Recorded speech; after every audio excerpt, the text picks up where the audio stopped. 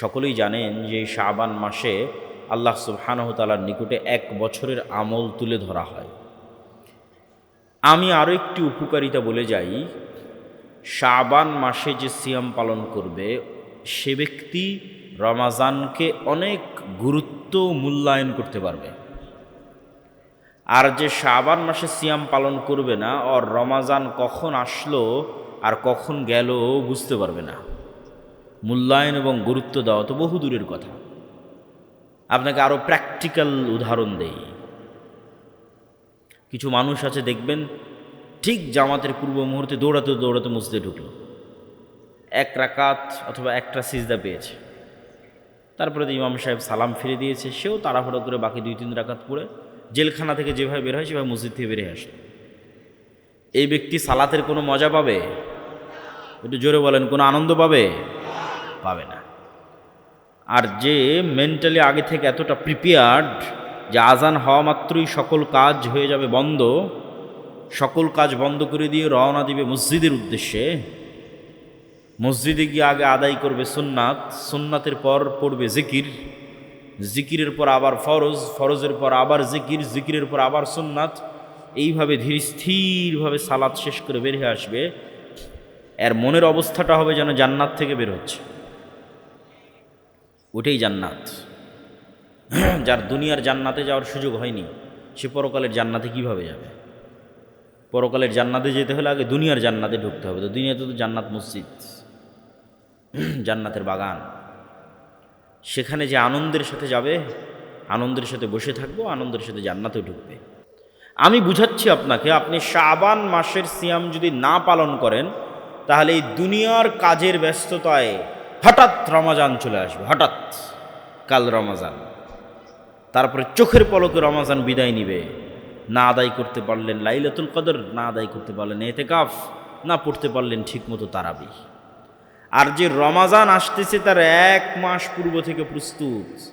শাবান মাসে সিয়াম শুরু করার মাধ্যমে সে তার মেন্টাল সাইকোলজি, তার ব্রেনকে সিগন্যাল দেওয়া শুরু করেছে, আসতেছে রমাজান, আসতেছে রমাজান, রাখতে হবে সিয়াম। মেন্টালি প্রিপারেশন নিচ্ছে সে, তার মানসিকতা তৈরি হচ্ছে শাবান মাসের সিয়াম পালনের মাধ্যমে। তার কাছে রমাজান খুব চমৎকারভাবে রিসিভড হবে, মানে সে খুব চমৎকারভাবে রমাজানকে অভিবাদন জানাতে পারবে এবং হৃদয় দিয়ে, মন দিয়ে, ধীর স্থিরভাবে সে রমাজানকে মূল্যায়ন করতে পারবে এবং রমাজানকে বিদায় দিতে পারবে। এই জন্য রমাজানের আগমনে 1 মাস পূর্ব থেকেই শুরু করতে হবে সিয়াম, আর সেই সিয়াম শাবানের সিয়াম।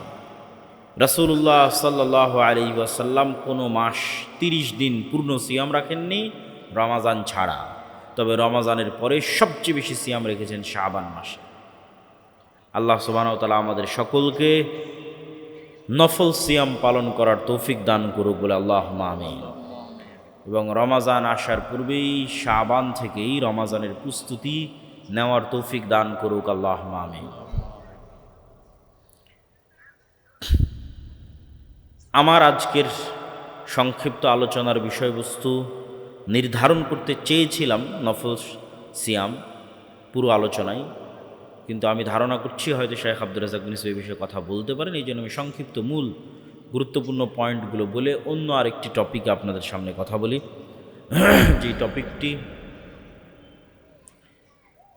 যেটি বিষয়ে এই মৌসুমে প্রায় সব জায়গাতেই কথা বলেছি, সেটি হচ্ছে মুসলিম উম্মার যে অধঃপতন, এই অধঃপতন থেকে মুক্তির উপায় কী। সামনে নির্বাচন আসতেছে, ইলেকশন আসতেছে, অনেকেই যেখানে যাবেন সেখানে মানুষ প্রশ্ন করে যে আহলে হাদিস বা সালাফি বা মুসলিম উম্মাহ, মুসলিম জাতি, তাদের করণীয় কী। প্রশ্ন যৌক্তিক, উত্তর দেওয়া কঠিন, মানুষকে বোঝানোও কঠিন, কিন্তু বোঝানো উচিত, বোঝানোর চেষ্টা করা উচিত।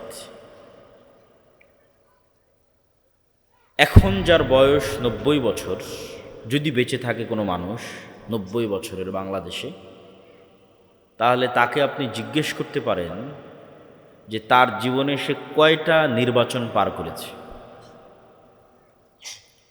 যদি মোটামুটি পাকিস্তান আমল থেকে ধরে বাংলাদেশ আমলের বলা যায় সকল নির্বাচনে সে পার্টিসিপেট করেছে, তাহলে সে আপনাকে ভালো ফিডব্যাক দিতে পারবে যে প্রত্যেক নির্বাচনের আগে মনে করতাম এই দল জিতলে অনেক খুব ভালো হবে, তারপরে জিতার 1-2 বছর পর ওই দলকেই গালি দিত।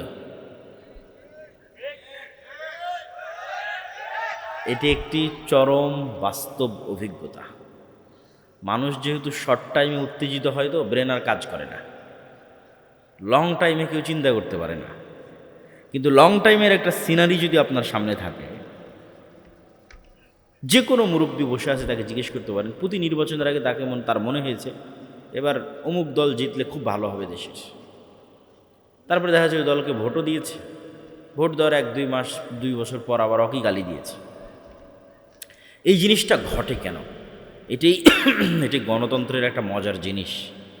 সে মজাটা হচ্ছে, ছোট বাচ্চাকে আমরা যেভাবে ললিপপ দিই, চকলেট দিই, যে বাবা তুমি কাঁদতেছো, এই চকলেটটা খাও, তাহলে ও অন্য যেটা চাচ্ছিল সেটা ভুলে যাবে। হয়তো মায়ের দুধ খেতে চাচ্ছিল সেটা ভুলে যাবে, হয়তো বাইরে যেতে চাচ্ছিল সেটা ভুলে যাবে, কিছু একটা ভুলে যাবে। ওকে ভুলিয়ে রাখার জন্য ওর হাতে চকলেট ধরিয়ে দিল। তো গণতন্ত্র মানুষের সাইকোলজি বুঝে, যারা গণতন্ত্র তৈরি করেছে তারা মানুষের সাইকোলজি বুঝে, যে মানুষের সামনে কোন মূলা ঝুলিয়ে দিলে মানুষের আবেগকে নিয়ে বারবার খেলা যাবে, বারবার মানুষের আবেগ তৈরি করা যাবে ছোট বাচ্চার মতো, আর বারবার তাকে ইউজ করা যাবে। সেই আবেগটার নাম হচ্ছে যে আপনি একটা ভোট দিতে পারবেন, এটা একটা আবেগ, যে আমি একটা ভোট দিতে পারছি। এই আবেগের মাধ্যমে আপনাকে ভুলিয়ে দেওয়া হবে গত 15 বছর কি হয়েছে, আগামী 5 বছর কি হবে। মানে দেওয়ার পরের দিন থেকেই লাথি শুরু হবে।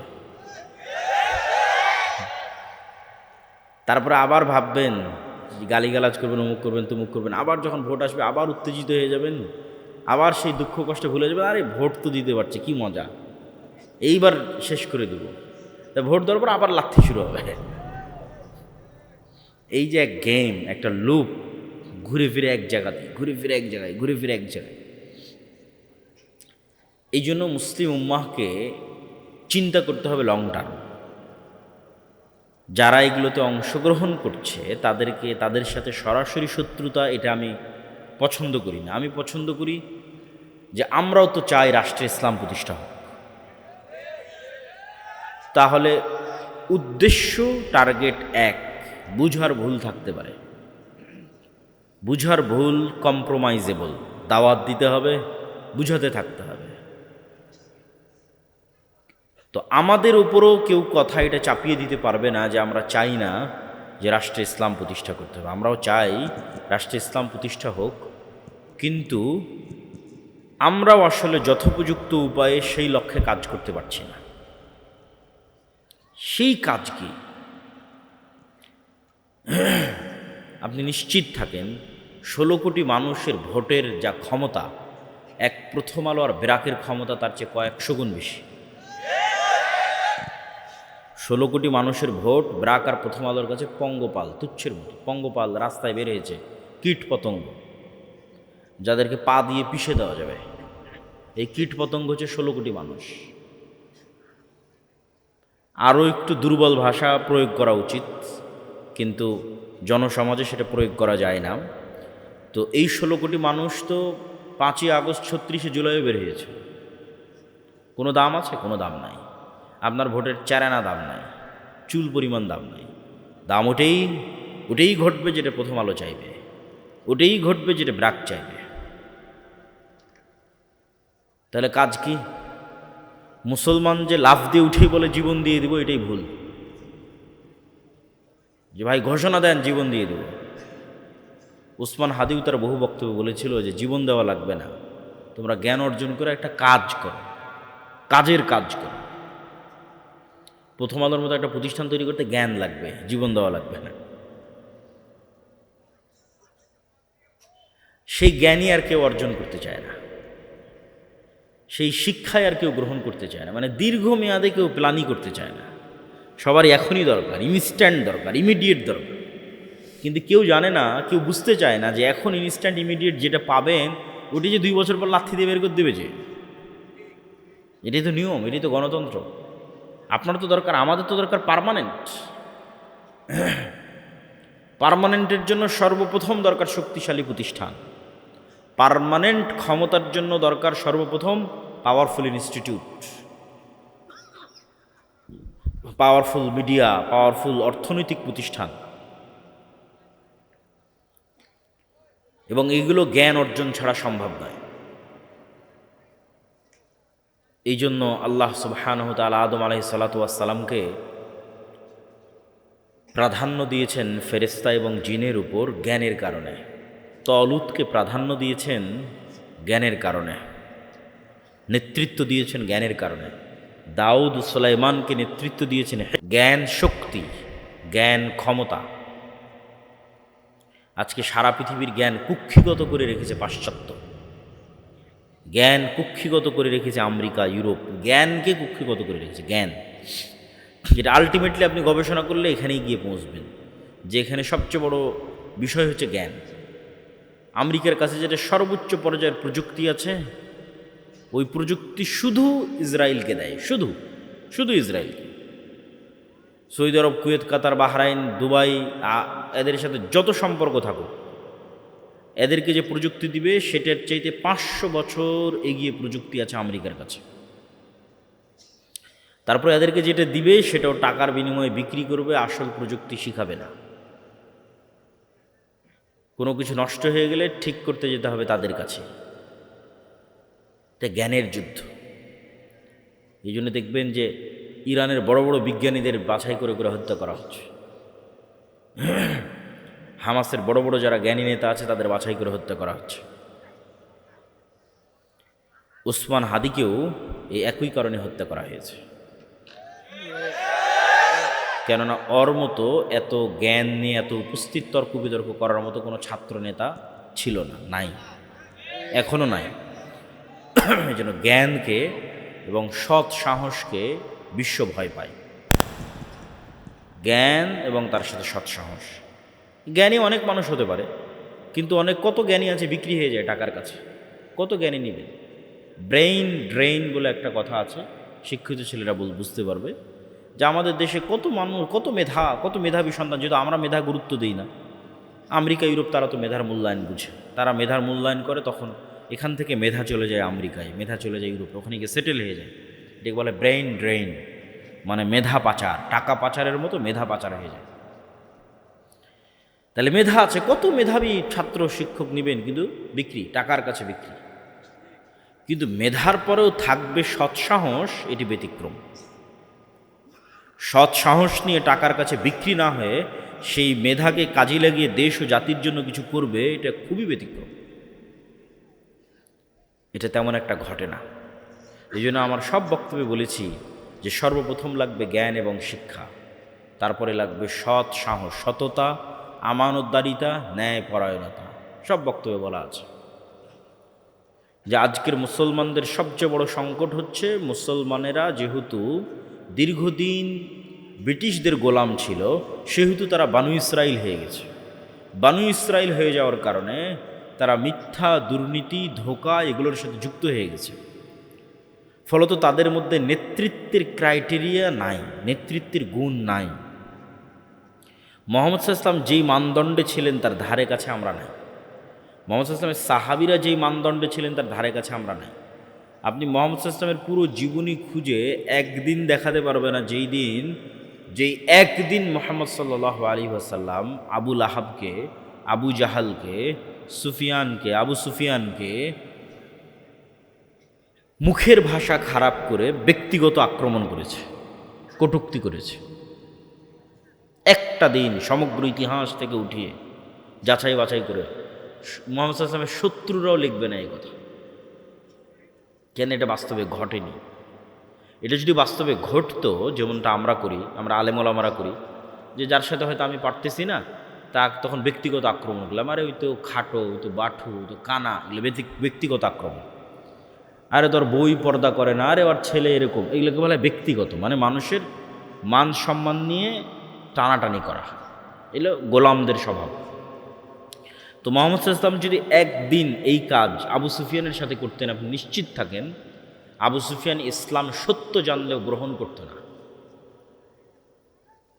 আবু সুফিয়ান ইসলামকে সত্য জানার পরও গ্রহণ করত না। কেন, যে আমাকে ব্যক্তিগত অ্যাটাক করেছে তখন তো আমার ইগো তৈরি হয়ে যাবে।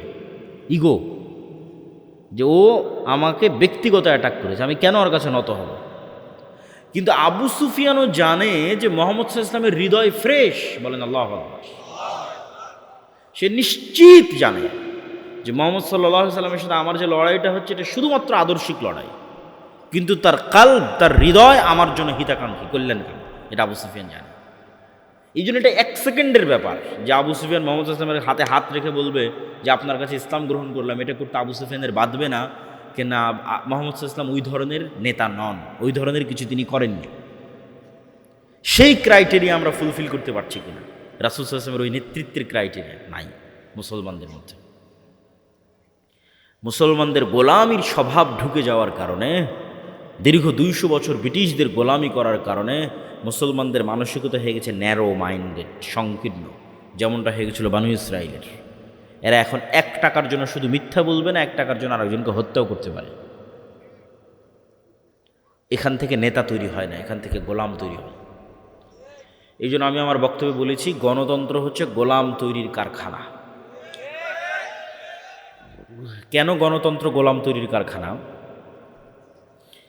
গণতন্ত্রের যে কালচার, এই পুরো কালচারটা নিম্ন লেভেল থেকে উপর লেভেল পর্যন্ত মিথ্যার ওপর দাঁড়িয়ে আছে।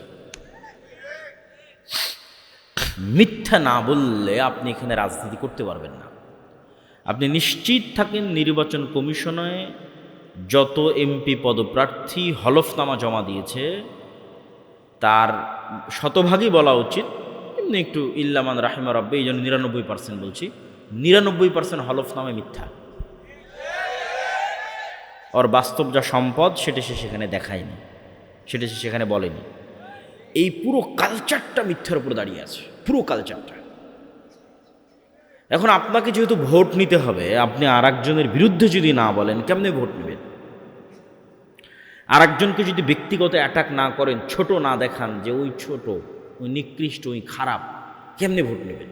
কিন্তু দেখেন এই বিষয়টাই যে আপনি আর একজনকে ছোট দেখাতে চাচ্ছেন, এটাই তো মানুষকে গোলাম বানাচ্ছে, নেতা বানাচ্ছে না তো। মেন্টালিটিটা গোলাম হয়ে যাচ্ছে, তো মানসিকতা তো গোলাম হয়ে যাচ্ছে। একজন নেতা কিভাবে এরকম হতে পারে? মানে একজন নেতা কিভাবে তার দেশের জনগণের মধ্যে বিভাজন তৈরি করতে পারে? এগুলো বোঝার জন্য, আমি যে কথাগুলো বলছি এগুলো বোঝার জন্য চিন্তা শক্তি লাগবে, ঠান্ডা মাথায় বুঝতে হবে। মুহাম্মদ সাল্লাল্লাহু আলাইহি ওয়াসাল্লাম হুনাইনের যুদ্ধে অনেক গনিমতের মাল পেয়েছিলেন।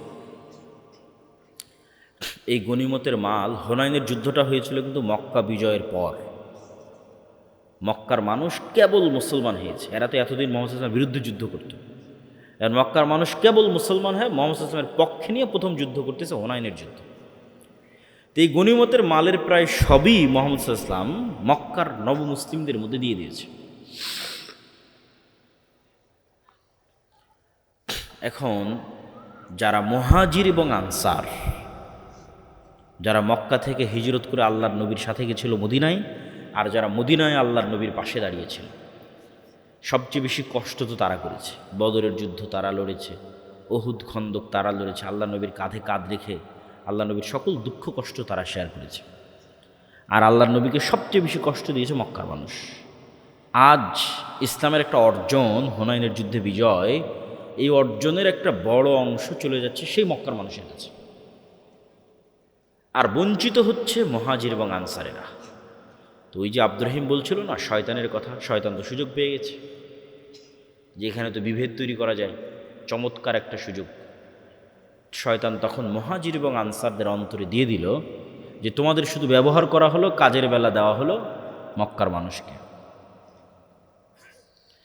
তো এই জায়গায় চাইলে রাসূলুল্লাহ সাল্লাল্লাহু আলাইহি ওয়াসাল্লামও বিভেদ তৈরি করতে পারতেন, কেন বিভেদ শয়তান চায়। আপনাদের ভাষায় যদি বলি, বাংলাদেশের ঐতিহাসিক প্রেক্ষাপটে যদি বলি, যে মুক্তিযোদ্ধা বনাম রাজাকার, এইভাবে একটা দেশের মানুষকে বিভক্ত রাখা, এটা হচ্ছে ভারতীয় রাজনৈতিক বয়ান।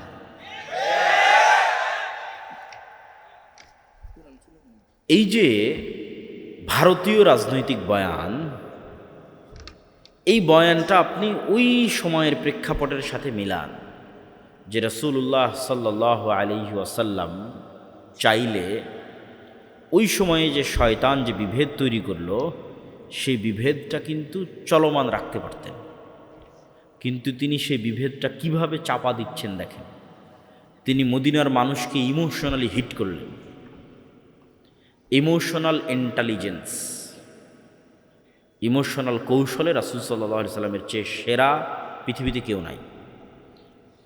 তিনি ইমোশনালি মদিনার মানুষকে বললেন, এই কথার গুরুত্ব আছে, মুহাম্মদ সাল্লাল্লাহু আলাইহি সাল্লামের বাড়ি মক্কা, ঘর মক্কা, যৌবন মক্কা, কিশোর মক্কা, আত্মীয় স্বজন মক্কা, কষ্টও দিয়েছে মক্কার মানুষ। মুহাম্মদ সাল্লাল্লাহু আলাইহি সাল্লাম বললেন, মদিনার মানুষ এখন তো মক্কা বিজয় হয়ে গেছে, চাইলে তিনি মক্কায় থাকতে পারেন, মন এটাই টানবে। মক্কা বিজয় হয়ে গেছে, যেহেতু মক্কায় আমার শৈশব কৈশোর যৌবন, মন এটাই চাইবে যে আমি মক্কায় থাকি, এটাই স্বাভাবিক। মুহাম্মদ সাল্লাল্লাহু আলাইহি সাল্লাম বলেন, মদিনার মানুষ, মক্কার মানুষ নিয়ে গেল সকল গনিমতের মাল, আর তোমরা নিয়ে যাবে মুহাম্মদ সাল্লাল্লাহু আলাইহি ওয়াসাল্লামকে। বলেন আল্লাহু আকবার। কোথায় হিট করেছে রাসূল সাল্লাল্লাহু আলাইহি ওয়াসাল্লাম দেখেন। মদিনার মানুষের চোখে পানি, যে এর চেয়ে বড় ভালোবাসার নিদর্শন আর কি হতে পারে, যে স্বয়ং মুহাম্মদ সাল্লাল্লাহু আলাইহি ওয়াসাল্লাম আমাদের সাথে আমাদের বাড়িতে এবং ঘরে ফিরে যাবে, এবং তিনি আমাদের সাথেই থাকবে, আমাদের শহরে মারা যাবে, আমাদের সাথে খাবে এবং উঠবে। এটা তো সারা পৃথিবীতে ক্রয় করা যাবে না। এই সামান্য গনিমতের মালের বা কী দাম আছে? এই যে আল্লাহর নবী তার জাতিকে বিভক্ত হতে দিলেন না, এক রাখলেন। নেতা কখনো তার জাতিকে বিভক্ত করতে পারে না, কিন্তু গণতন্ত্র শিখাই বিভক্তি। এখানে বিভক্তি তৈরি না করলে আপনি রাজনীতি করতে পারবেন না। আর যখনই আপনি বিভক্তির পথে আগাবেন, তখনই আপনাকে গীবত করতে হবে, দুর্নাম করতে হবে, মিথ্যা বলতে হবে। অন্যের বিরুদ্ধে তো বহু পরে। আপনি যদি একটা নির্দিষ্ট দলেরও রাজনীতি করেন, ওই দলেরই মনোনয়ন নেওয়ার জন্য ওই দলের অন্য মনোনয়ন প্রার্থীর সাথে আপনাকে যেই অসম প্রতিযোগিতায় লড়তে হবে, সেই অসম প্রতিযোগিতায় টাকার খেলা আছে, মিথ্যার খেলা আছে, দুর্নীতির খেলা আছে।